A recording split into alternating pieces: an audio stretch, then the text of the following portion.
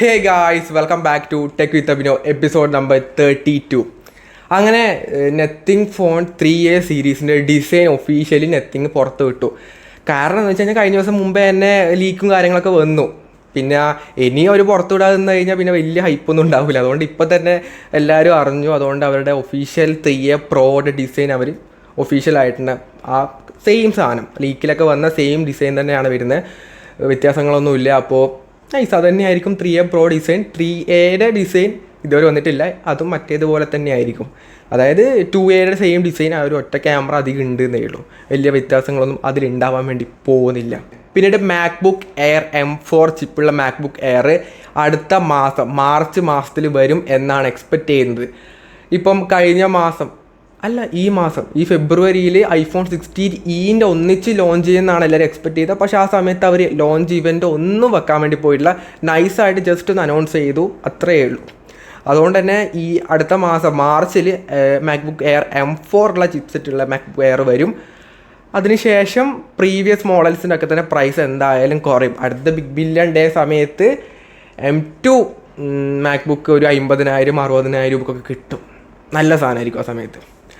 പിന്നീട് അതുപോലെ തന്നെ ഡിമെൻസിറ്റിയുടെ 2 പുതിയ ചിപ്സെറ്റ് ലോഞ്ച് ചെയ്തിട്ടുണ്ട്.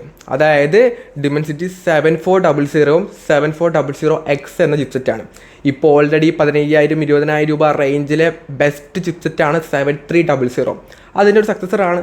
അപ്പോൾ ഇനിയുള്ള പുതിയ മോഡലുകൾ ഓൾറെഡി CMF ഫോൺ 1ലും പിന്നീട് IQ C9s, പോക്കോടെ ഇപ്പോൾ റീസെൻ്റായിട്ട് ഇറങ്ങിയൊരു മോഡൽ ഉണ്ടായിരുന്നില്ലേ, പോക്കോടെ X7, അതിലൊക്കെ ഇതേ സെയിം ചിപ്സെറ്റായിരുന്നു ഉണ്ടായത്. അപ്പം ഇതിൻ്റെ പുതിയ മോഡൽ ഇനിയിപ്പം IQ C9 Z10s അതുപോലെ തന്നെ അടുത്ത CMF ഫോൺ 2ലൊക്കെ വരുന്ന സമയത്ത് ഈ ചിപ്സെറ്റ് ഉണ്ടാവുമെന്ന് പ്രതീക്ഷിക്കാം. അത്യാവശ്യം നല്ലതാണ്.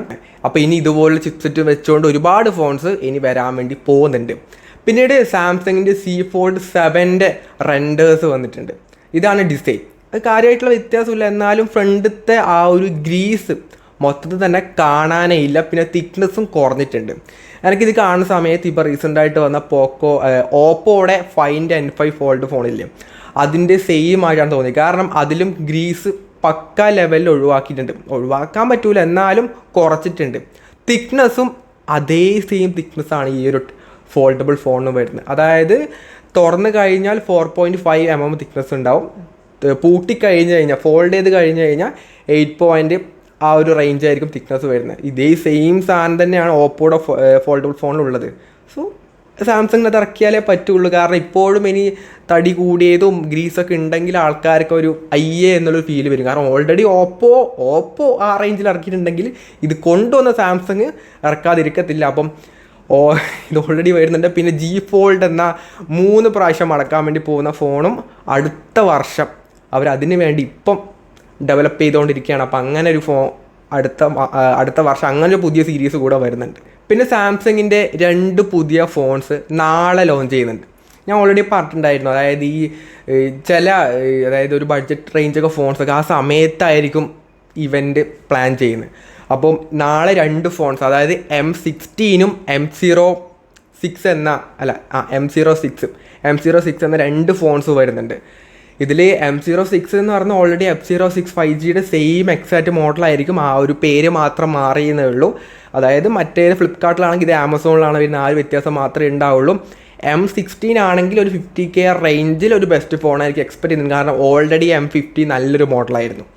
അപ്പം ആ ഫോൺ നാളെ വരും. നാളെ നമുക്കതിൻ്റെ ഡീറ്റെയിൽ ആയിട്ടുള്ള വീഡിയോ അപ്പം ചെയ്യാം.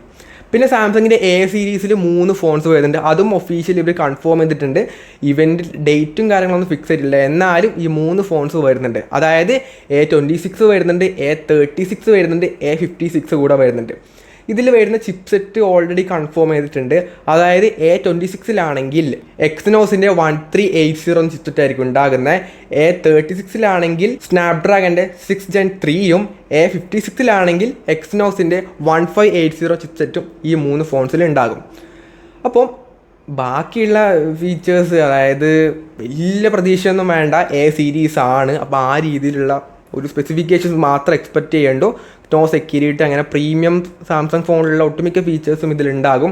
എന്നല്ലാതെ M സീരീസും F സീരീസിലൊക്കെ ഉണ്ടാകുന്ന ആ രീതിയിലുള്ള പെർഫോമൻസ് ഒന്നും ഇതിലുണ്ടാകത്തില്ല. അപ്പം അത് മനസ്സിൽ വെക്കുക. പിന്നീട് ഓപ്പോയുടെ പുതിയ M7 ഫോൺ കൂടെ വരുന്നുണ്ട്. അതായത് ഈ വരുന്ന മാർച്ച് 3-ാം തീയതിയാണ് ഇതിൻ്റെ ലോഞ്ച്. ഇതിപ്പോൾ പെട്ടെന്ന് ഇന്നലെയാണ് ഇത് അനൗൺസ് ചെയ്തത്. മാർച്ച് 3-ാം തീയതി അങ്ങനെ ഒരു ഫോൺ കൂടെ വരുന്നുണ്ട്. ഇതിലാണെങ്കിൽ സ്നാപ്ഡ്രാഗൻ്റെ 4 Gen 2 ചിപ്സെറ്റ് ഉണ്ടാകും. അറൗണ്ട് ഒരു 4,50,000 ഒക്കെ ആയിരിക്കും ആൻഡ്രോ സ്കോർ ഒക്കെ വരുന്നത്. ഒരു 10K റേഞ്ച്, ഒരു 8K ആ ലെവലിലായിരിക്കും ഇതിൻ്റെ പ്രൈസ് പോയിന്റ് വരുന്നത്. പിന്നീട് ഡിസൈൻ വൈസ് ആ ഒരു സർക്കിൾ ക്യാമറ മൊഡ്യൂളൊക്കെയാണ് വരുന്നത്.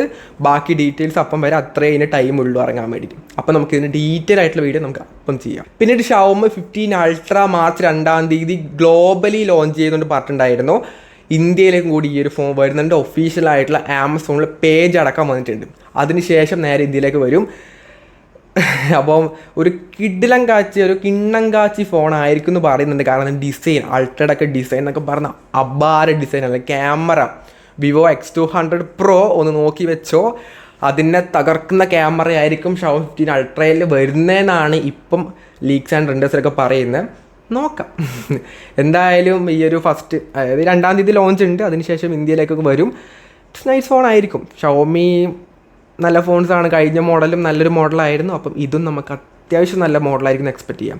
പിന്നെ ചൈനയിൽ റിയൽമി 2 ഫോൺസ് ലോഞ്ച് ചെയ്തിട്ടുണ്ട്. അതായത് ഒന്ന് റിയൽമിയുടെ Neo 7Xഉം പിന്നെ ഒന്ന് Neo 7 SE എന്ന മോഡലും. ഇതിൽ രണ്ടിനും ഡിസൈൻ വലിയ വ്യത്യാസമൊന്നുമില്ല. എന്നാലും Neo 7 SE ഇല്ലേ, അതിൽ വരുന്ന 7000 mAh ബാറ്ററിയാണ്.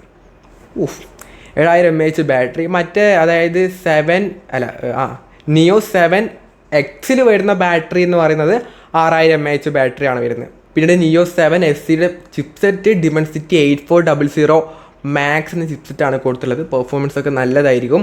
അപ്പം ഈ ഫോൺസ് ഇന്ത്യയിലേക്ക് വരും എന്ന് എക്സ്പെക്ട് ചെയ്യുന്നുണ്ട്. ഈ മാസം വരുന്നുണ്ടെങ്കിൽ ഈ മാസം Neo 7 ഒക്കെ വരുമായിരിക്കും. നോക്കാം, വന്ന് കഴിഞ്ഞിട്ട് നമുക്ക് അതിനെപ്പറ്റി പറയാം.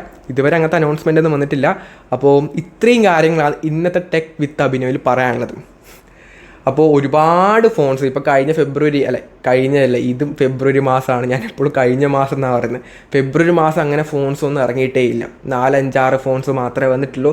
പിന്നീട് അപ്കമിങ് ഫോൺസ്, മാർച്ചിൽ വരാൻ വേണ്ടി പോകുന്ന അപ്കമിങ് ഫോൺസിൻ്റെ വീഡിയോ നമ്മൾ ഓൾറെഡി ചെയ്തിട്ടുണ്ട്. കാണണമെന്നുണ്ടെങ്കിൽ പോയിട്ട് റീസെൻ്റ് വീഡിയോ പോയിട്ട് നോക്കാം.